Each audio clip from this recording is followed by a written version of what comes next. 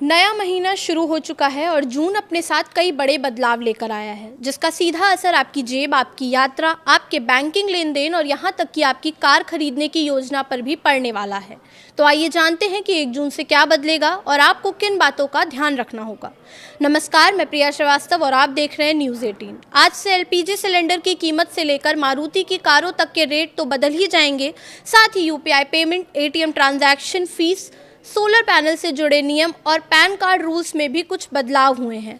सबसे पहले बात एलपीजी सिलेंडर की। जून की शुरुआत आम लोगों के लिए महंगाई की एक और खबर लेकर आई है।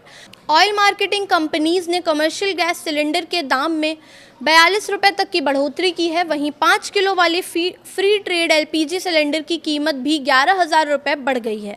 हालांकि राहत की बात यह है कि घरेलू उपयोग में आने वाले 14.2 किलो वाले एलपीजी सिलेंडर के दाम में फिलहाल कोई बदलाव नहीं हुआ है। अब बात डिजिटल पेमेंट की। यूपीआई को और सुरक्षित बनाने के लिए नया सिस्टम लागू किया जा रहा है। अब जब आप किसी को पैसा भेजेंगे तो मोबाइल नंबर, क्यूआर कोड या निकनेम की जगह सीधे बैंक में रजिस्टर्ड वास्तविक नाम दिखाई देगा।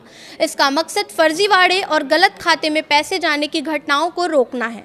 वहीं अगर आप नई कार खरीदने की सोच रहे हैं तो आपको अब ज़्यादा कीमत चुकानी पड़ सकती है।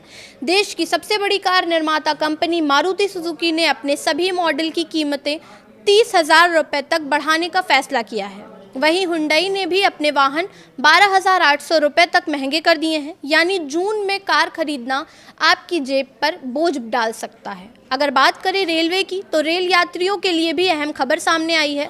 भारतीय रेलवे जून महीने में बड़े पैमाने पर इंफ्रास्ट्रक्चर और ट्रैक मेंटेनेंस कार्य करने जा रहा है। इसके चलते करीब 77 ट्रेनें रद्द रहेंगी, जबकि कई ट्रेनों के रूट और समय में बदलाव किया गया है। ऐसे में यात्रा से पहले अपनी ट्रेन का स्टेटस ज़रूर चेक कर लें। अब बात पैन कार्ड नियमों की। सरकार ने कुछ नियमों में बदलाव किया है। पहले 50,000 रुपये से ज़्यादा नकद जमा करने पर पैन देना ज़रूरी होता था, लेकिन अब इस शर्त को हटा दिया गया है। वहीं प्रॉपर्टी खरीद बिक्री से जुड़े नियमों में भी बदलाव हुआ है और कुछ मामलों में पैन की अनिवार्यता की सीमा बढ़ा दी गई है। हालांकि बड़े वित्तीय लेन देन पर निगरानी पहले की तरह जारी रहेगी।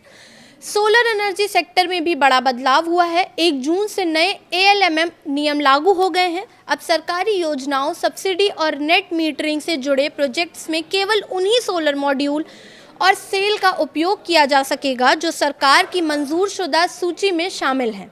इसका उद्देश्य गुणवत्ता और घरेलू उत्पादन को बढ़ावा देना है। और आखिर में बात बैंकिंग सेक्टर की।